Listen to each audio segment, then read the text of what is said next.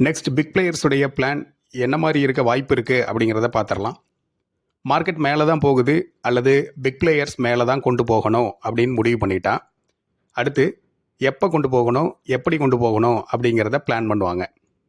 எப்போ கொண்டு போகணும் அப்படின்னா எந்த டேயில் எந்த டைமில் அந்த பர்டிகுலர் டார்கெட்டை ரீச் பண்ணணும் அப்படிங்கிறத பிளான் பண்ணுவாங்க. For example December 9th to 13th வரைக்கும் கம்மிங் வீக்கில் ட்ரேடிங் செஷன்ஸ் இருக்குது, மண்டே டு ஃப்ரைடே. கம்மிங் வீக்குக்கு அவங்களுடைய அப்சைட் டார்கெட் 25,161 அப்படின்னு வச்சுக்குவோம்.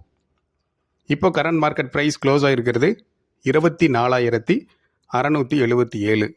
ஸோ டோட்டலாக ஒரு 500 புள்ளிகளை, அதாவது 2% மேலே மார்க்கெட்டை கொண்டு போகிறதா பிளான் பண்ணுறாங்க. அதுவும் 5 நாளில் கொண்டு போகிறாங்க. ஸோ ஆவரேஜாக ஒரு நாளைக்கு 100 புள்ளிகள் வீதம் அப்படிங்கிற அளவுக்கு இருக்குது.